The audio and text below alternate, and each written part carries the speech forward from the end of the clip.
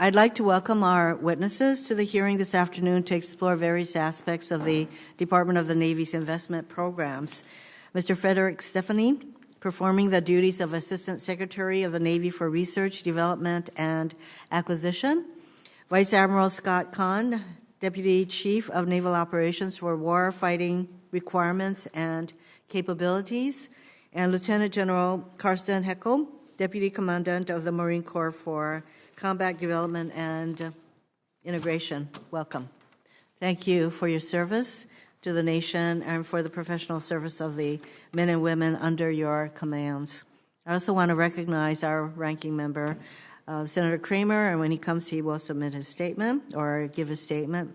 We did have a very productive 2020 year, Defense Authorization Act, and I fully expect to be working very productively with my ranking member once again. We're also grateful to our military families for the vital role they play in the success of the men and women of our armed forces. Sadly, last week we tragically lost 3 sailors on the USS George Washington. On behalf of this subcommittee, I would like to offer my deepest condolences to their family members and to all members of the USS George Washington family. The Navy and Marine Corps face difficult decisions as they seek to balance competing priorities, including modernizing the fleet, maintaining a technological advantage over our adversaries, supporting ongoing operations, and sustaining today's readiness. The threats we face around the world require us to consider the best ways to get the Navy and Marine Corps the resources that they need. However, it is critical that any shift in priorities for those resources does not come at the expense of important programs that families, including our military families, rely on every day. At today's hearing, we will explore various aspects of the Department of the Navy's investment programs. These programs play a critical role in supporting and advancing our country's strategic interest in the Indo-Asia-Pacific region, including at bases in Hawaii. This subcommittee plays a crucial role in the oversight of those programs. We must continue to work to ensure we are getting good value for every dollar that we spend. Ongoing challenge. This year, the Navy is proposing to retire a number of ships before the end of their useful service lives. This includes a plan to retire 9 littoral combat ships early, one of which would only be 3 years old. The Navy's position is that these vessels would not contribute much to a high-end conflict. However, this plan would result in our fleet size shrinking at a time when we are working to achieve a 355-ship fleet established as the goal several years ago. Welcome. Less than 2 years ago, former Defense Secretary Esper published a Battle Force 2045, an updated long-term shipbuilding plan. In this plan, he called for achieving a Navy force even larger than the 355-ship fleet that had been adopted as national policy in Title 10 USC. This subcommittee is well aware of the Department of Navy's ongoing challenges facing our air, land, surface, subsurface, and maintenance programs. The Navy has been utilizing multi-year procurement authority to modernize the fleet more efficiently. Congress has approved the use of this authority to procure attack submarines and Aegis destroyers. The 2 platforms had been the largest inventory shortfall compared to the goals outlined in the 2016 Force Structure Assessment. I look forward to hearing today about the Navy's multi-year contract plan for building destroyers over the next 5 years and how the plan will address our concerns for a potential shortfall. We are also well aware of the significant changes the Marine Corps is contemplating in reorganizing itself to deal with operations against near-peer competitors. I expect to hear today how the realignment of the force to reflect the Commandant's vision for the Marine Corps is reflected in the plans and programs in Fiscal Year 23 budget proposal. I'm also interested in hearing from Secretary Stephanie about the vital role our public Navy shipyards play in maintaining a ready and capable fleet. And while shipyards are not necessarily within what we call the kuleana of this committee, it's all tied together because build ships, you have to repair and maintain them.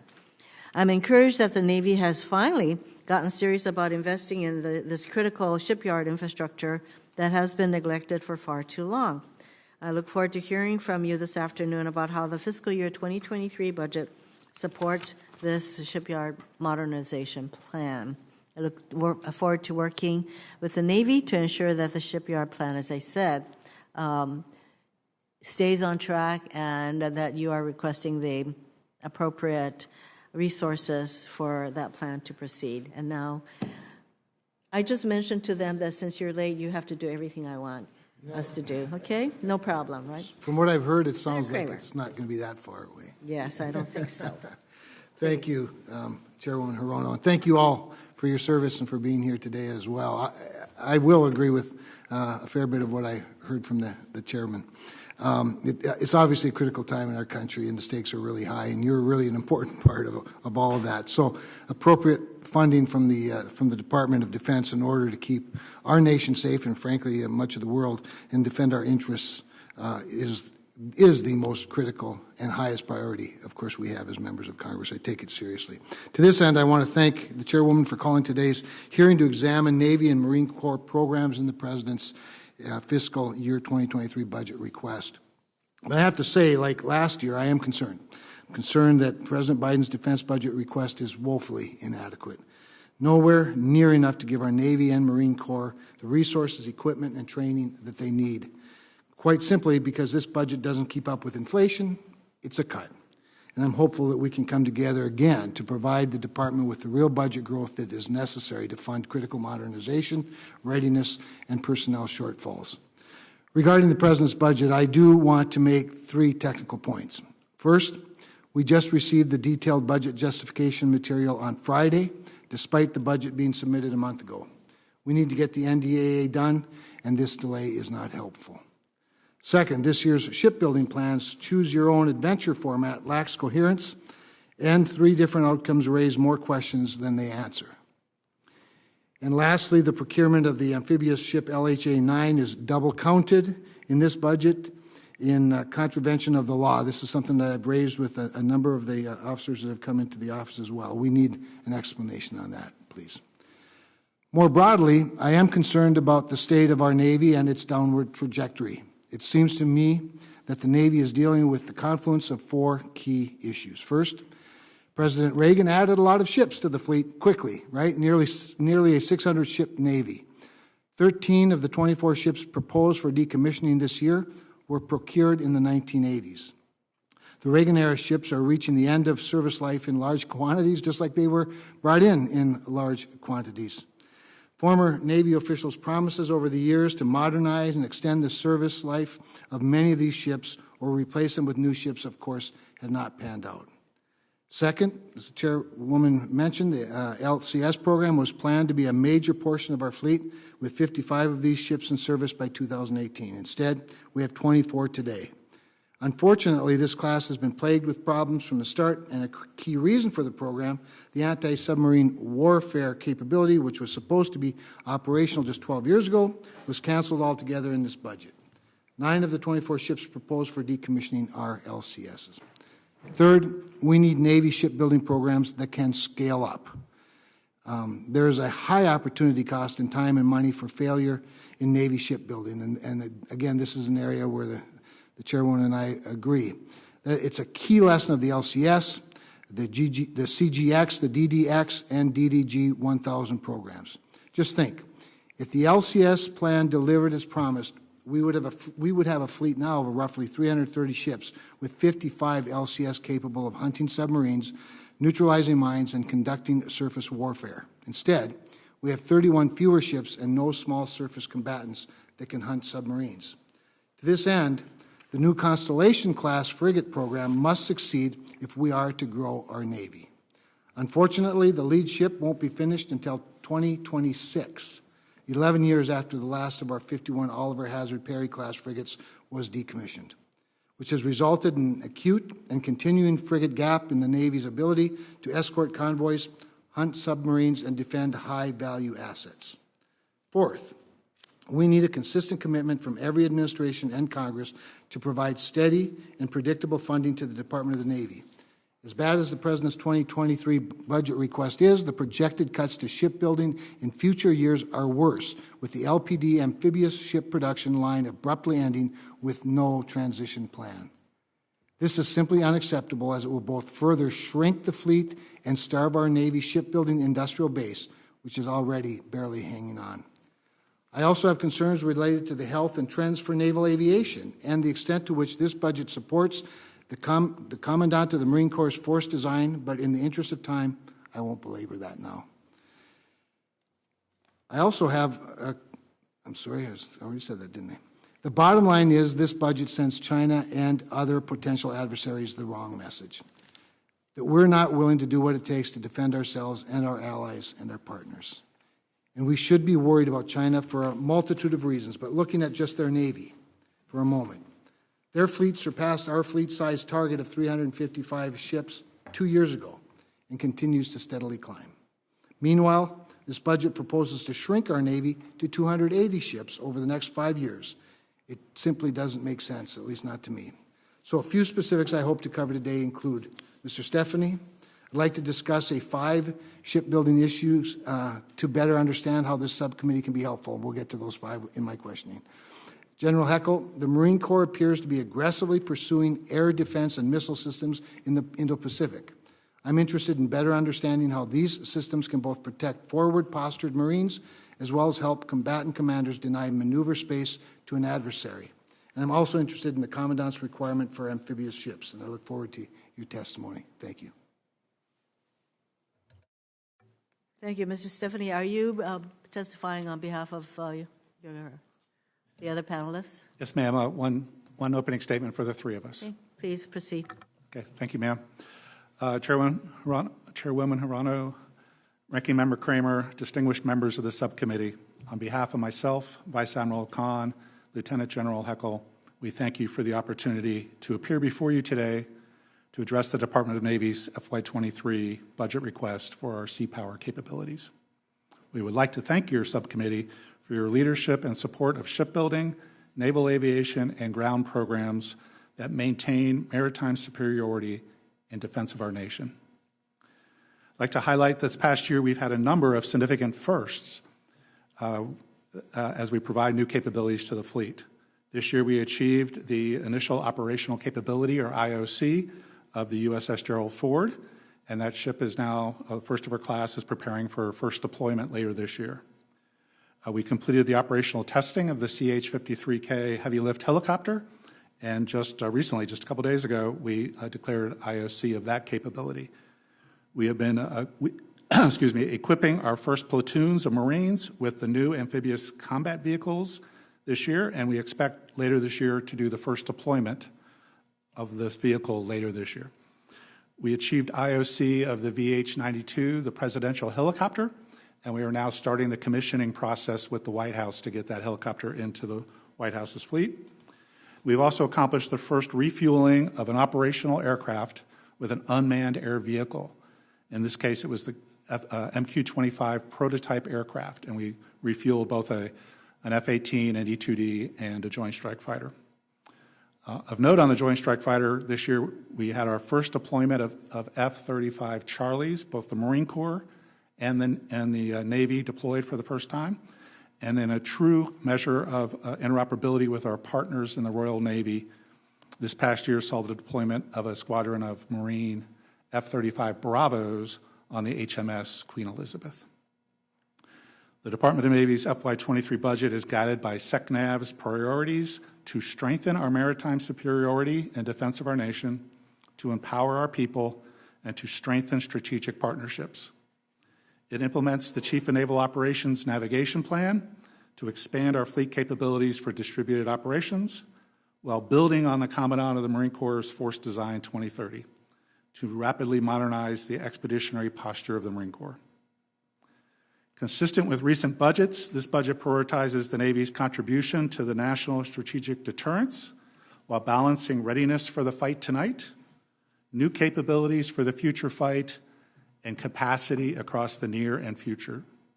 The FY22 budget continues our investments in more lethal network capabilities integrated into the joint force to address our pacing and acute threats. As reflected in the Department's 30-year shipbuilding plan, this budget requests over $27 billion for shipbuilding programs, more than $5 billion more than was requested in last year's President's budget, and includes 51 new construction ships across the 23 to 27 FYDP. This budget also invests in 96 fixed-wing aircraft, rotary wing aircraft, and unmanned aircraft in FY23, with 420 aircraft across the FYDP. The budget includes funding for Marine Corps force design priorities for equipment modernization and precision fires, resilient communications, and mobility platforms to optimize the force for naval expeditionary warfare in a maritime littoral. To ensure we can maintain the forces we have, we are expanded in our budget the aviation and ship depot funding lines. We also are continuing the OPN funding maintenance pilot, and we're expanding it to the Atlantic Fleet and the Pacific Fleet. The budget continues, Senator Hirono, to your point, once-in-a-century recapitalization of our national ship infrastructure as part of the Shipyard Infrastructure Optimization Program, SIOP, with a significant increase in funding in 23 that is sustained. Our commitment is sustained across the FYDP. On the aviation side, the budget funds repairs, overhauls, inspections of our airframes, engines, and aircraft components, and it continues our reform efforts to reduce out-of-reporting aircraft and increase the number of mission-capable aircraft we have. With a focus on developing our fully capable future naval forces, this budget invests a record $24 billion in research and development. It includes investments in our next-generation submarine, our large surface combatant, our air dominance aircraft, as well as investments in hypersonic weapons, directed energy weapons, autonomy, artificial intelligence and machine learning, and the initial instantiation of Project Overmatch. We thank you for the opportunity to appear before your subcommittee today and for the strong support this subcommittee has always provided to our sailors and our Marines. And now we look forward to answering your questions. Thank you. Thank you. So, Mr. Secretary, in my opening statement, I referred to the fact that you are responsible for acquisition and sustainment matters to include maintenance and the importance of our maintenance availabilities in both the private and public shipyards. And what have you done since the last year to improve the performance of ship maintenance programs and to keep individual overhauls from being late? Yes, ma'am. So we've taken a multiple pronged approach. We've started with the planning phase, and we are putting more resources into planning up front for an availability, getting the work packages defined, getting the long lead material bought sooner in the process than we have in the past. In the contracting phase, we've moved to what we call A-120, where we try to award the contracts. I'm talking about our private shipyards now. 120 days before the availability to give the contractor a chance to get up to speed and understand the work before we get into the actual the project. And then we have really done a focused effort, what we call a plan to perform, of what are the key criteria for the success of an availability, and then make sure we understand the levers that we would pull in order to be able to succeed, right? What are the key things, and make sure we are focusing on the most important data to be able to affect the availability once it's started. Except for the contracting part, ma'am, we are doing the same type of items on the public shipyards as well, looking at the availability of equipment up front at the public shipyards, and then doing that plan to perform process where we're really pulling the thread hard on processes within those shipyards. So, Mr. Secretary, as with the shipbuilding side, on the maintenance side and repair side, you're probably seeing issues of workers, not enough trained workers, and supply chain issues. So what specifically are you doing to address those particular problems? Yes, ma'am. On the shipyard, the repair side? Yes, on the repair side, yes, we are seeing both supply chain delays due to COVID impacts, as well as workforce where we are not having the workforce that we need up here, and it's happening in new construction as well. So your point is very valid. We are working with the shipyard, regional shipyard associations on pipelines for future workforce to try to get skilled workers from out of the colleges and the trade schools into the trade. That's a longer-term thing. It's not happening immediately, but we're seeing younger folks coming into the business through the trade schools we've set up.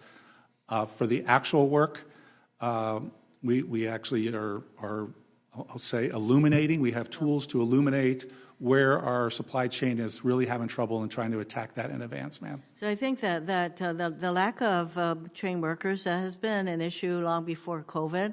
It's been exacerbated by COVID. So I hope that you are doing something to turbocharge the focus on recruiting and retention, shipyard workers, both on the shipbuilding side as well as on the repair side. I don't have the answers to the lack of workers, but it is a major concern ongoing. So you're going to get asked those questions every time you come before either SASC or this subcommittee. Now, regarding there's going to be a gap in the number of America-class LHAs, the amphibious ships. And so my information is after the fourth total of the 11 originally planned is finished in 2023, then you're not going to get any more of these LHAs for another 8 years or so. And was that a budget decision? And if so, what happens when you need to resume production or construction of these LHAs and then the shipyard is going to have to ramp up? What happens regarding the construction of these ships at that point with that kind of a long gap? Yes, ma'am. Quickly, on the last one, for workforce, we do have funding in the 23 budget to actually go and try to accelerate those workforce development programs. I just want to finish that last question. With this question, ma'am, yes, the LHA-type ships about 5 years apart. We call it 5-year centers. So the previous ship is in 23. The next ship most efficiently would be built in 28. It is affordability reason of why it's not in as a 28 ship. It's just in the overall budget why it's sitting out there in 31. But we will relook that in the coming budget cycle, ma'am. Well, I would ask that you do that. So I have a lot of other questions, and I'll probably do a second round, but I'll turn to Senator Kramer. Thanks, Chairwoman. And since you've primed the pump so nicely on shipbuilding and strategies, let's hang out there for a little bit and maybe drill down a little more, because I appreciated many of your questions. Let's see, Mr. Stephanie, I said there are 5 shipbuilding issues, right? So I'll try to tackle them one at a time here in the first round. First of all, by the way, thank you for the DDGX acquisition approach report that you delivered last week. Can you elaborate a little bit on the benefits, potential benefits of, and the Navy's interest in maximizing collaboration in design and early construction between Ingalls Shipbuilding, Bath Iron Works, and the Navy for DDGX program? Just explain why that makes sense.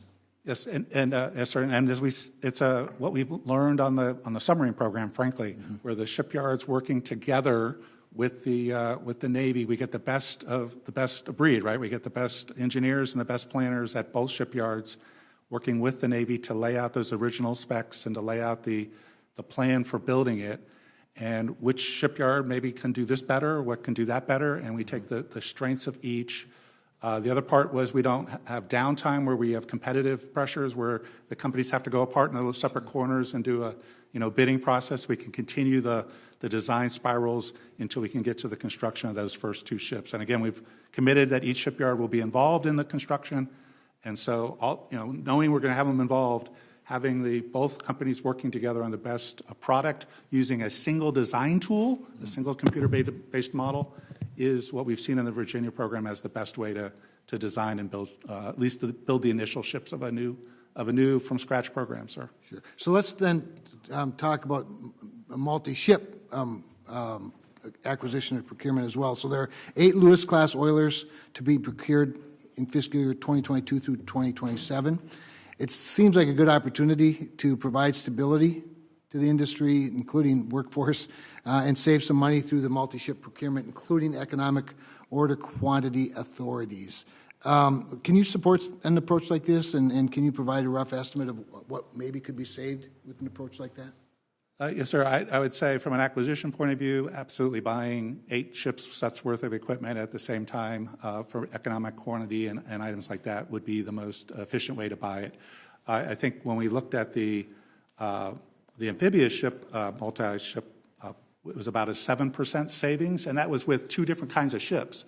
So I would expect in this case, we would see it more than 7% because they're all the same type of ship, right? Sure. But I can take for the record, sir, an actual estimate for you. That sounds great. Thank you. So the chairwoman has brought up the issue of workforce, so I want to spend a little bit of time on that as well. And is workforce one of the reasons that this budget shows a Virginia-class submarine construction durations are extended by 2 years? Is that fair? That's one of a number of reasons, but probably the primary reason, sir, yes. So when you talk about workforce development programs, tell me about opportunities that might exist for, by the way, I'm a former state economic development director. I know you think you knew everything about me. I knew you wanted to know that. So I'm unfortunately in North Dakota, we just don't have any shipbuilders, but so I've been thinking if I was the head of economic development somewhere, what kind of incentives can we do together? Local, state, along with, whatever incentives when I say we, the federal government could provide. I'm sure you've thought through this a couple of times. Yes, we have, sir. And even before COVID and our recent issues, local companies with local governments, Senator Kane and the Virginia waterfront, very, very active, yeah. Even before we had the COVID type issues. What we're looking at going forward, though, is to take that across other parts of the country. I think I won't say tapped out, but we've kind of maxed out the Virginia and the up in the Connecticut, that area of the country from the skilled workers. So we want to expand out to other parts of the country. We've started programs in Danville, Virginia, in Pennsylvania, in the Philadelphia area that would take local, city, state, as well as the Navy working together to come up with pipelines of non-traditional pipelines. And now, sir, we are just now starting to look at, with the influx from Afghanistan and Ukraine coming into the United States, potentially there's skilled workers there as well that we could take advantage of, sir.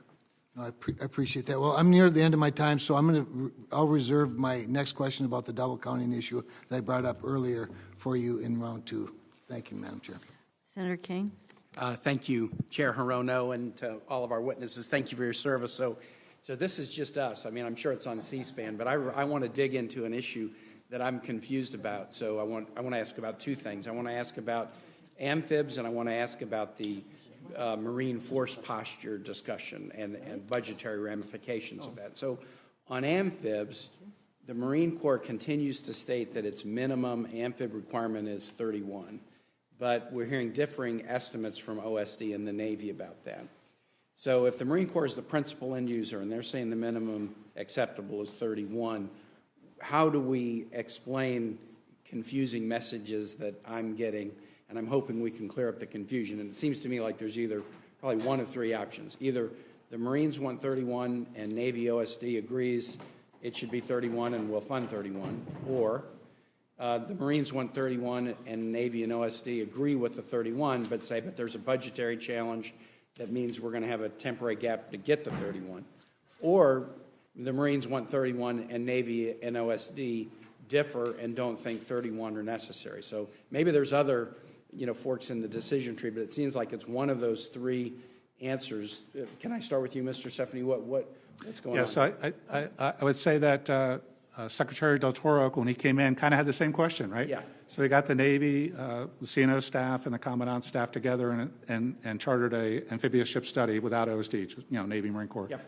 And that study is just completing, and the briefing process, I don't know if the second has been briefed, but it's very, very near term. Mm-hmm. And that will feed into a force structure assessment that we're doing that will go with the National Defense Strategy that's coming, the classified version I think you've just seen, right? So we do that. And then that will ultimately get us to what is the final number of amphibious ships, traditional amphibious ships we're talking about. Right. And if it's whatever it is. Now, and we will then resource, given a constrained budget, to at some point get to that number, sir. What is the likely timing of this? Because obviously our hope on the committee would be to get done with the NDAA, probably between Memorial Day and July 4. So we have the capacity to try to shape what we do in the authorizing bill to meet what the recommendation is, and I hope it's a consensus recommendation and not a tug of war. But what do you think the timing is? I think I can tell you, I believe the Commandant and the CNO are on the same page, and they're coming to the committee, I think, in like a week and a half, and their plan is to give you the results, or at least to talk about it, all three of them together. Okay. Then obviously it would have to go to OSD, and we'd have to go through the other steps. Right. Okay. Well, good. Well, we'll save those questions for then. The other one I want to talk about is the Commandant's force structure ideas, and I'm a supporter of them. I like what I see. I know that they're generating some controversy, and that's fine. People have different ideas about the way to do something, and sometimes folks are reluctant to make a change. I get that. I've seen it in organizations I've been part of. But the piece of it I want to ask you about is in the planning guidance that the Commandant put out about 3 years ago, he said, quote, if provided the opportunity to secure additional modernization dollars in exchange for force structure, I'm prepared to do so. So I'll let go of some force structure if I can modernize to the mission of tomorrow as we see it. Some don't want to let go of force structure, but there's another question that I'm really interested in, which is if you do let go of force structure to get modernization, I don't want the force structure dollars taken away and then not put to modernization. And I've been hearing that as a concern, that if the Marines make a pivot in this way to try to prepare for tomorrow's battle, I don't want their money taken away on the force structure side. I want the money plowed back into modernization. So if I could ask you, Mr. Stephanie and General Huckle, at this point, April 26th, sitting here, are you comfortable with the direction things are going, that as the Marines pivot and set aside some force structure for modernization, they're going to be able to hold on to those resources to actually do what the Corps needs to do? So I'll start and turn over quickly. I would say I've been, that's always been a discussion in the building, but I think so far, if you trace the dollars, you would see it's been pretty much, money moving from here to there. It's been relatively even, but I'll turn it over to the General. Senator, thank you very much for the question. And bottom line up front, yes, we're comfortable. And I actually just met with the money guy for the Marine Corps, Lieutenant General Mahoney, this afternoon. But again, sir, some of the things, and I think, and really, and great thanks to this committee and to others, and to include the Navy, we knew there was risk, sir, that force structure could be harvested, if you will. Yep. We have not seen that. But I will simply say that some of the funding that's being reinvested, it's been specified, or as the money people talk, it's been zip coded, so it's been limited our ability. But overall, sir, no, we're not concerned. All right. Well, both of these are helpful, and I'll obviously get into these questions further when we have the posture hearing in a week and a half. But thank you for shedding light on it. Appreciate it. Yield back. Senator Hawley. Thank you, Madam Chair. Thanks to all of you for being here. Admiral, if I could just start with you. Can we talk a little bit about the shipbuilding, the three different profiles that are included in the plan released, I think, on April 20th? My question, I guess, is this. Is the Navy confident that each of those profiles would allow it to meet the operational requirements for deterring a Chinese fait accompli vis-a-vis Taiwan? The first two profiles, alternate 1 and 2, were fiscally constrained in terms of no real budget growth, and the types of forces you could have at the same funding line with differences in manned and unmanned between the two. The alternative 3 was a industrial base limited, as we understand it today, and for an additional $75 billion, it equates to about 2% a year. What type of options and force structure could that develop? I will say in the shipbuilding plan itself, it says that alternative 3 most closely approaches the previous analytical work that was used to generate the shipbuilding plan. But my question is, I appreciate that, but can I just drill down on that a little bit? I want to be clear on, do each of these profiles, 1, 2, and 3, will they allow the Navy, is the Navy confident that they will allow you to meet the operational requirements necessary to respond to what's the pacing challenge in the pacing theater? pacing scenario and the pacing theater? I would say we have the most confidence in alternative 3. Okay, so not in 1 and 2. You have less confidence in 1 and 2. That's correct. Okay, thanks. That's very helpful. General Huckle, can I turn to you? I want to ask you about anti-ship missiles.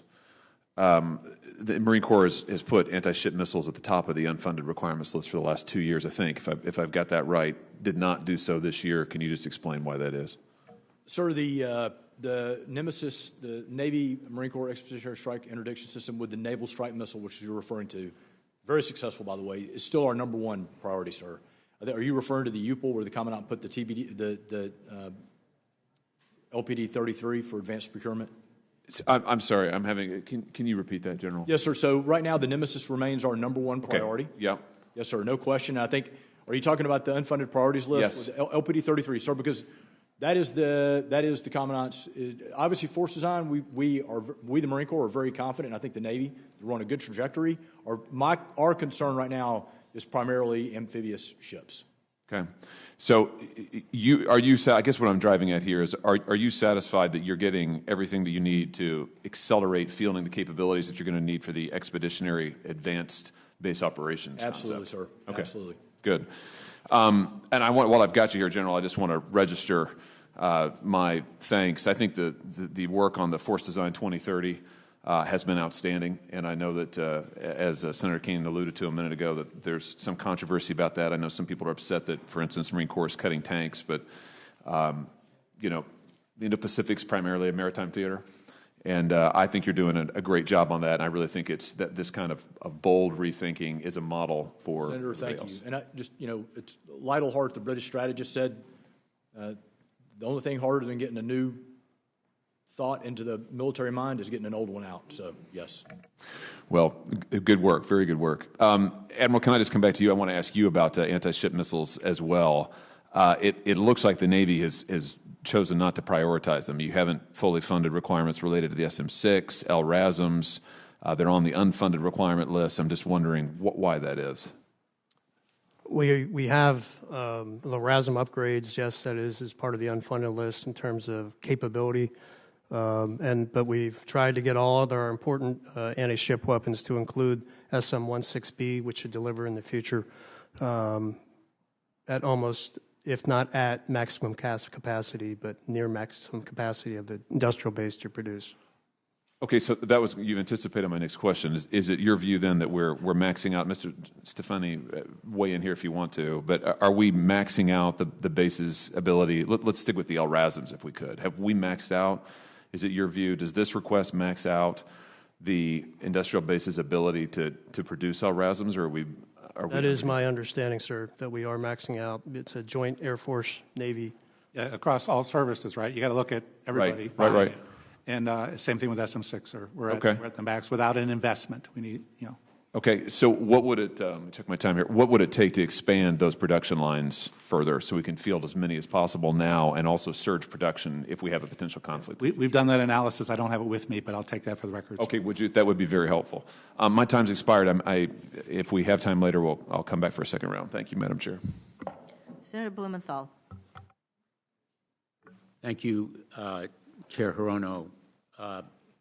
As I'm sure you know, in Fiscal Year 20, the Navy unilaterally reversed a decades-long indemnification policy and stated that going forward it would no longer cover unusually hazardous risks involving conventional weapons that rely on high-energy propellants. This decision essentially shifted a very significant risk to private industry entities working on missiles, for example. It essentially risks losing a lot of private partners who can't tolerate the risk that is imposed, and possibly the ability to build major weapon systems and technologies essential for future conflicts. In some sense, the hazardous risk is a cost of producing the weapon, and under existing law, the military services can and do indemnify contractors for unusually hazardous risks. For 4 decades, the Navy has borne the risk of catastrophic loss for incidents related to missiles that rely on high-energy propellants, like the Tomahawks. Private industry carries commercial insurance, which will respond first in the incident in case of catastrophic loss. But my question is, Mr. Stephanie, can you explain why the Navy reversed its position on this kind of indemnification, and does this change affect major acquisition programs? Yes, sir. I appreciate the question. Matter of fact, I was discussing this topic with the president of Electric Boat earlier today, so very much on our mind. Historically, the Navy, Department of Navy has provided a blanket indemnification, a blanket, no matter what the issue is, it's a blanket insurance, if you will, because the industry can't buy it, for nuclear weapons and nuclear propulsion for submarines and aircraft carriers. What happened, of course, over time is particular weapon systems didn't have the nuclear warhead anymore, and we, as a Navy, decided that we would not do a blanket indemnification, but if a company had a specific issue, a specific use case, we call it, we would be happy to walk through, exactly where the risk was for that weapon at that production facility, and we would talk about it with the Secretary, and that's what I relayed to President Electric Boat and others. We're not against necessarily indemnification. We're against a blanket across the board, no matter what kind of indemnification. So maybe we're talking with industry, maybe past each other a little bit, but I think there's a way ahead here, sir. And you're actively engaged in discussions, I hope constructive discussions with contractors like Electric. Yes, we are, and we're, Lockheed, Northrop, all the big companies we're having these discussions with. But again, the point is, what is the specific concern you have, not just a blanket indemnification, sir? Let me ask you a question about the CH-53Ks. Lieutenant General Heckel, I was very pleased to see that the CH-53K has reached initial operational capability very recently, I think maybe yesterday afternoon. As the CH-53E Super Stallions reach the end of their service lives, the 53K, I think, is urgently needed, and so I'm hopeful that we'll remain committed to getting this new helicopter on board, operational as quickly as possible. Can you speak to how the Marine Corps Air Combat Element will use the 53K and what its importance is to your capabilities? Sir, that's impossible to answer in the time we have available. I will simply tell you, sir, simply because it's such an incredible aircraft. Sir, the Kilo lifts 3 times what the Echo lifted, its predecessor. And we're the Navy family here, but, last September we went up and 53K lifted a downed MH-60 helicopter off of a mountainside in California at 12,500 feet.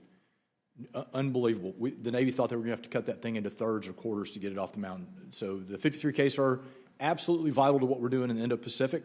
To be able to lift that kind of payload, 27,000 pounds, 120 nautical miles, will be absolutely critical to the intra-theater mobility, sir, that is so important to the Marine Corps, particularly from the organic mobility perspective, which is what is unique to the Marine Corps. The KC-130J, the 53K, the MV-22, and our surface lift, absolutely vital, sir. So the Kilo is going to be a critical asset, sir, and we're seeing a lot of success with it right now. Thank you. Sir. Thanks, Madam Chair. Senator Scott. Thank you, Chair. I know it's your responsibility, I guess, to defend the president's budget, but I guess what surprises me is there's a substantial cut to the force structure of the Navy. You're going to retire 9 combat ships. The most recent was commissioned less than 2 years ago. So with fewer ships, is that right? All right. So with fewer ships, a combatant commander, how are you going to deal with any requests? I mean, it doesn't seem like we have fewer problems. I mean, you got Russia and what China is doing. So how are you going to deal with fewer ships? I mean, are you going to just send fewer ships to request? Is there some way you're going to make them work longer, which is very difficult to do? So how are you going to do this? I know your job is you have to defend the administration's decision. Yes, sir. It certainly, the number of ships will increase the risk to meeting the COCOM's requirements, right? We never meet 100% of the COCOM's requirements. But I'll turn it over to the Admiral to give more of the specific, look at that. So in looking at specifically the LCS, that ship was designed or thought about in 2002, over 20 years ago. And the world has changed. And when we looked at the LCS, it's not that it has no military value. It has less military value in a high-end fight with China in the Pacific. And when you look at all the bills we had to pay, and we look where our priority investments in some of our weapons, between conventional prompt strike, which should deliver in the middle part of the decade on DDG-1000, the investments we have to make in LRASM and JASM, other investments we have to make in our unmanned systems. If we were to buy back those LCS, our estimate it would be $4.2 billion inside the FIDIP. And we believe that those resources are better spent on high-end capabilities that we're going to need to fight and win. And some of those investments deliver inside the decade, in the decade of concern. Do you feel comfortable that that you have the resources to be able to do when you watch what China is doing, expanding their Navy? You look at the expectation we're going to be able to defend Taiwan. You look at all these problems. Do you really believe you're going to have the capability to be able to do the job you're going to be asked to do? I would talk to the CNO's NAV plan, which is a revision will come out here shortly, which in it there's a NAV plan implementation framework that describes in concert with distributed maritime operations, which is how we must fight in the Pacific. What are the investments that we need to make in terms of how we shoot, how we intend to shoot from multi-domains and from our long-range fires, how we maneuver, not just in terms of physical space in maneuvering in domains, but how we maneuver in the electromagnetic spectrum to deny, deceive, delay our opponent. How are we going to resupply? How are we going to defend, terminal defense for our ships, and looking for other means other than missile on missile, which is a cost-imposing strategy on ourselves. We have to come up with different solutions. And then the investments we have to make in all the enablers, in our networks and Project Overmac, and moving information around the task force differently. How unmanned systems are going to be force multipliers across the domains, whether in the air, on the surface, or undersea. And then live virtual constructive investments to making sure our people, our sailors that are going to be operating forward can actually use those weapon systems to their design limits and beyond. And then artificial intelligence. What are the specific use cases we need to go after to deliver those capabilities, those software, those algorithms, and the bottom line is to drive simplicity down to the tactical edge. That is in the CNO's NAV plan. Those are some of the priority investments that we're going after, and the reason, because we are a multi-domain force that works from the seabed to space, and we have to be able to produce effects across all of them. But do you believe you're going to have the resources to be able to do the missions that you anticipate we're going to have? As always, we will have more requirements than resources, and within this budget, we will make do with the resources we have to be able to fight and win. This morning we heard at another Armed Services Committee that there's testimony that we could save 30 to 50% of the money that DoD spends on procurement. Do you believe that? And what are you all doing to try to get some of that savings so we can allocate the money to make our military big and lethal? In the essence of time, I think we have to drive out cost across everything we do. All right. Thank you. Senator King. Thank you, Madam Chair. First, Mr. Stefani, I want to compliment you. These hearings aren't always about compliments, but both houses asked for reports about the transition to DDX, and you issued two, one to the House, one to the Senate. They were excellent, succinct, clear, written in plain English, and I think very important. And Madam Chair, I'd like to have both of those reports, 117-39 and 117-118, inserted in the record of this hearing. The important part of the reports are that you you talked about lessons learned from the Columbia, from the Nimitz to the Ford, and how that will apply to the DDX. And I'd like to ask about a couple of those. One of the important things is that this is handled in such a way that we don't have a trough in the industrial base between DDG and DDX. Can you speak to me about that? Yes, sir. That's maybe a fault that we've had in the past, right? You stop one program and you start the next one, not recognizing it's going to take a little time for that second program to get going, and you have a workforce that atrophies, if you will, in between. So in the DDG 51 to DDGX case, we recognize that in the first couple of years where we buy a DDGX, we also need to buy a DDG 51 for the other shipyard so that they can keep their workforce going and avoid that trough, keep the skills up so that ultimately we can get to 2 DDGXs per year, one at each shipyard. Well, my comment is hold that thought. Okay. Because I think that's critically important. I've seen the graphs at Bath Iron Works, for example, that show DDG, and then you've got a loss of a couple of thousand workers, and you can't just turn that off and on, particularly in this economy where workers are in short supply. And I think the other piece that I wanted to touch upon is the industrial base itself and their involvement in the development of the new ship, so that we don't have the Navy handing something to the yards and saying, here it is, build it. And comment on that too, because I know Ingalls and Huntington Ingalls and Bath are in discussions. I think is a very productive way to avoid some of the problems that have been incurred in the other programs. Yeah, it's a lesson sort of that we learned in the Virginia submarine program. Bring the 2 shipyards and the major suppliers, the engine makers and others in up front, talk to the Navy as we're putting together the spec and come up with the design criteria to take the best of all, right? And to learn from each other and come up with a single computer model and a single design that then both shipyards could build to. And that is the most efficient way we've seen to actually get, we call it the collaborative design process, to get to a final state that has the least errors, the least defects in it.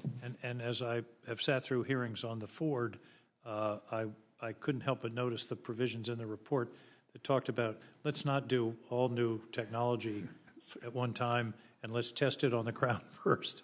I think clearly that's an important lesson learned. Yes, sir. And we actually, in the 23 budget, funded the land-based test facility for DDGX to do that land-based testing. Finally, at the hearing that Senator Scott mentioned this morning, former Secretary Lord was one of the witnesses, and she confirmed the importance of multi-year procurement.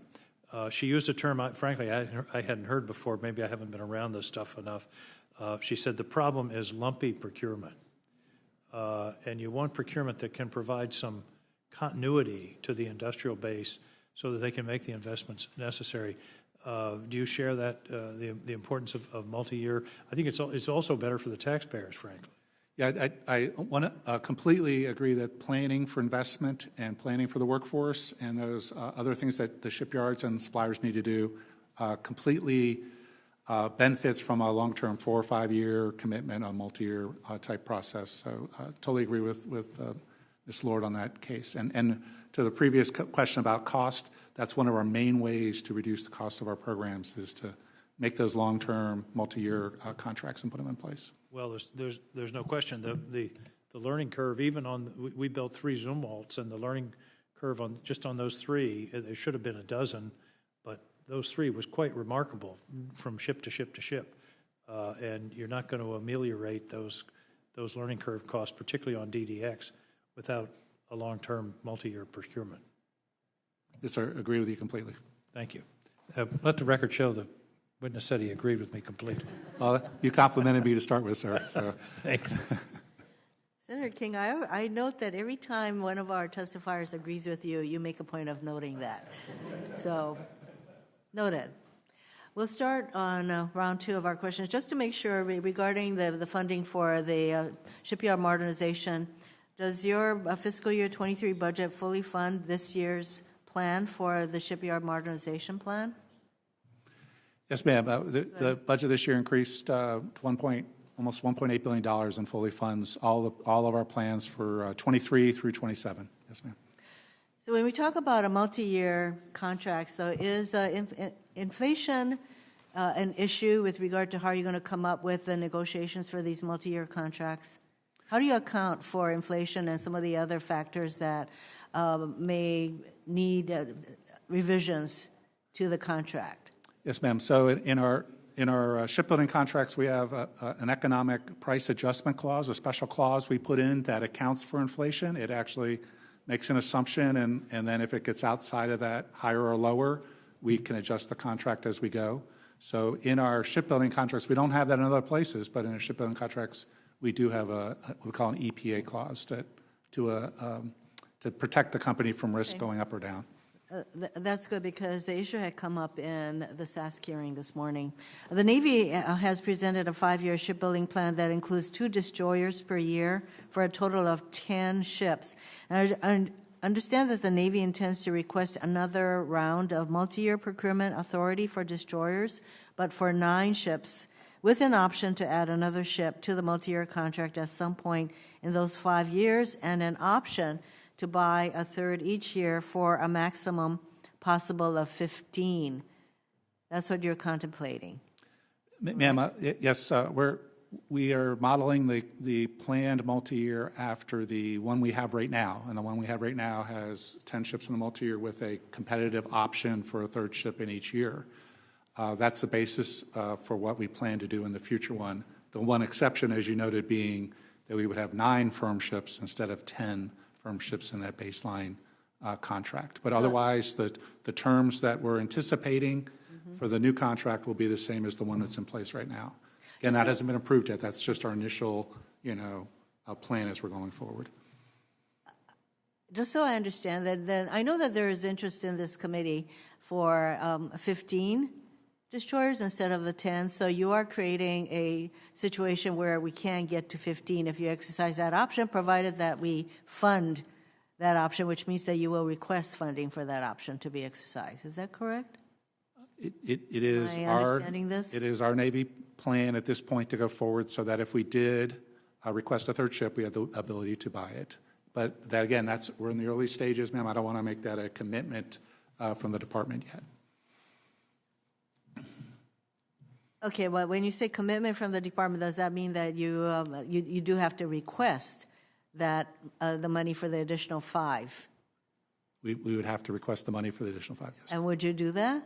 At the Because budget as I process. said, there's an interest in this You've seen the committee 23 budget, ma'am, and 24 and out will have to play out through the normal requirements process.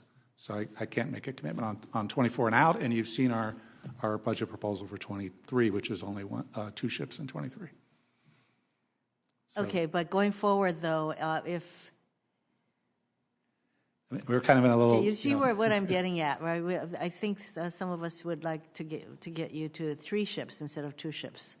So our plan is to have a contract that will allow that, but we would have to discuss in the budget process Yes. actually how it gets paid for if we were to do that, ma'am. Okay, I personally would encourage that because I assume that we need more of these ships, right? We need more destroyers. Yes. I'll have to let the Admiral discuss actually the requirements for destroyers. Admiral? I'm sorry, I can't hear you. Yeah, I'm sorry, I forgot to push my button. The requirements for large service combatant is 96, at least from the latest INSFA, and then, the Integrated Naval Force Structure Assessment that was done in 2019. And then the Future Naval Force Study reduced that number a little bit. In Alternative 3, we get up to 80, and again, that was based on our understanding of industrial capacity. But it's large service combatants, small service combatants, the number of frigates. I don't look at any particular capability. I have to look across a task force issue, if you will, and how we're going to employ that force with our submarines and the dominance they have in the undersea domain, with the large surface combatants, the small surface combatants, and the carrier wing. So do I understand you correctly, Admiral, that option 3 of the 3 options you laid out, that option 3 gets you where you would like to be? It gets us closer to where we'd like to be. But how practical, how realistic is that option compared to the other two options in terms of the funding that would be made available and other considerations? The fiscal certainty of that option, I really can't speak to right now. I can say in terms of where we are today, the answer would be no. But again, this is starting growth per the shipbuilding plan in 2028 and out in order to get to the, whether it be 3 DDGs per year, 3 frigates per year, 3 submarines per year, getting into an SSN-X by the 2040s. I mean, all that, I will say, is there is some uncertainty in that path forward. Thank you. Senator Kramer, would you like to do a second round? Yes, I would. Thank you. So, Mr. Stephanie, as promised, I'm going to come back to the issue I mentioned in my opening statement about the double counting of the LHA-9. And just for everyone's clarity, I'm just going to go through the history real clearly as best I can. So the LHA-9 was previously authorized in fiscal year 2020 when we approved the procurement of the ship with incremental funding authority in the NDAA and added $650 million in the final appropriations bill. Subsequent appropriations bills have provided additional funding. After the 2021 budget request showed LHA-9 as a future procurement in 2023, the 21 NDAA removed the ship to avoid double counting it and clarified in Section 126 that any ship added by Congress may not be specified as a new procurement quantity in future budget submissions. So the simple question is, why does this budget request again show the LHA-9 as a new procurement in fiscal year 23, and how is this consistent with Section 126? Yes, sir. So I would say the 23 budget, the goal of the folks put together the budget was to show the year that we are going to award the contract for the ship to construct the ship, which we are planning to do in the at the end of this year, beginning of FY23. So those who put together the budget exhibits had the best intentions of showing when we are going to award the contract for the ship, and I believe with the change in administration, not all were aware of the NDAA language that actually told us to do something different, right? So I don't think there was anything purposeful here. I think it was really just different parts of the department not communicating well on providing you the budget exhibits that showed the ship as a 23 ship in what was provided. What I do know is we would like to discuss with you further, you and the staff, what the right, when we do an incremental funded ship, what the right metric is for that one in the accounting process.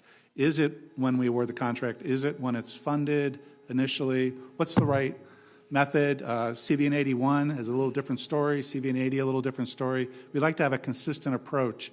And I know the department at the comptroller level and we in the Navy want to get to a common understanding with you. So we would love to have that conversation, sir. Well, I think going forward, that would be very helpful. If we did have a consistent pattern, protocols, that would help you, that would help the Congress, it would help the taxpayer better understand and have the type of transparency. In this case, I mean, it was so clear that, and so clearly laid out that to see this has been problematic. Exactly. And what matters to me is we're going to start construction later this year and deliver that ship in 2028. That's what really matters to me.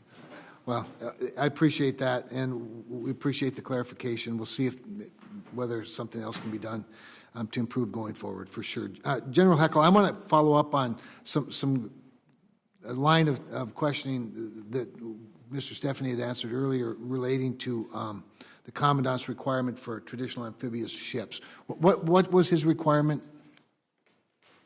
So the Commandant's absolute requirement for traditional L-class amphibious warships is 31, more specifically 10 LHA, LHD class, and 21 LPD. So how important is continuing the LPD amphibious ship production line to meeting the Commandant's requirement? It's critical, sir, to meet that requirement. I think you already answered how many more LPDs are needed. I see that the Commandant's top unfunded priority is $250 million in advanced procurement fundings for LPD 33. Can you explain how critical that request may be? So, sir, again, to the overall, within force design is our ongoing requirement as a Marine Corps by law to be the crisis response force for the nation. Without those LPDs, sir, and the other amphibious L-class, traditional L-class amphibious warships, we cannot be there. And we're already struggling now. And case in point was the 22nd Marine Expeditionary Unit off the East Coast. General Walters, the Supreme Allied Commander, former Supreme Allied Commander of Europe, requested that MU, that Marine Expeditionary Unit Amphibious Rated Group, sortie early to be on station as the Ukrainian situation evolved or devolved, and we were not able to sortie the ship. When in reality, sir, based on historical, the way we've typically conducted heel-to-toe deployments, the MU should have been on station and available for combatant commander tasking, and it was not. Thank you, General, and I yield. Thank you.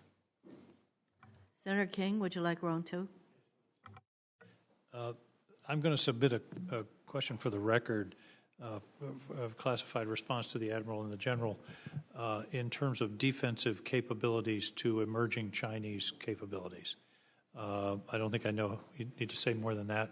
I want to understand better what our strategy is for defending our forward deployed naval and the Marine Littoral Regiment. So I'll be submitting that question. I look forward to your response. Thank you, Madam Chair. Holly. Thank you, Madam Chair. Just two more quick things, Mr. Stephanie. I want to ask about quick strike mines, if I could, and then vertical launch tubes. On the quick strike mines, I see that they're at the bottom of the unfunded priorities list. Can you just walk me through that? This seems like an important defensive capability. Offensive mining is certainly important for the pacing scenario in the pacing theater, namely the fait accompli scenario. So can you help me understand the thinking here? Or Admiral, if you prefer. Yeah, I think since it's the CNO's list. Go ahead. Go ahead, Admiral. That's fine. I think maybe it's off. Yeah, there you go. I'm sorry. The quick strike extended range mine is what's on the unfunded list, which gives you, I can't talk ranges here, but it's a little bit different system that is still under R&D. That's why it's at the bottom of the unfunded list? Correct. Because it's still in R&D? Correct. Okay, fair enough. Let me ask you about vertical launch tubes. The Navy plans to cut a large number of these. Admiral Davidson has testified before the full committee and others that they expect the coming years to be particularly a dangerous zone, let's say, for a Chinese aggression. How does the Navy plan to offset the loss here of strike capacity between now and the late 2020s, so into this decade? In terms of the VLS tubes, we have to be careful, and a comparative view is part of Appendix 7, which is a classified annex to the shipbuilding plan, so you get the full view of not just what we'll have, but what Intel tells us China will have. So that you have to look at that, and you have to be careful. We must be careful that we don't go domain versus domain and make that comparison. We have significant advantages in the undersea domain that we will continue to make modernization to maintain that dominance. And how, through operational art, we use our submarines and the capabilities they have to open up maneuver space for the air wing coming off the carriers and the long-range fires from our surface ships and distributed maritime operations. Yes, we are taking risk in VLS between now and about 2030. I will say we have, with the DDGs that are delivering inside the FIDIP, it's about 1,344 VLS tubes on new ships that are coming into the fold. So I fully acknowledge we're taking risk in VLS, but the investments we're making by getting rid of those VLS gives us a more capable, more lethal Navy inside the FIDIP. And I guess what I'm driving at is, Admiral, between now and 2030, when we're in this potential danger zone, are you confident that you're taking a chance, you have to make tough decisions? Are you going to be able to offset any loss of strike capability? That's what I'm driving at here. As part of the broader joint force, if you're asking me to characterize that risk, I don't think I'd say it in a public hearing, but it's a fair question, and I can take it for the record if you like. Yeah, I appreciate that. Thank you. Thank you, Madam Chair. That's all I've got. Thank you. I'd like to thank all of you for coming before this committee, and this hearing will come to a close. The record will remain open for 5 days. Thank you very much, everyone.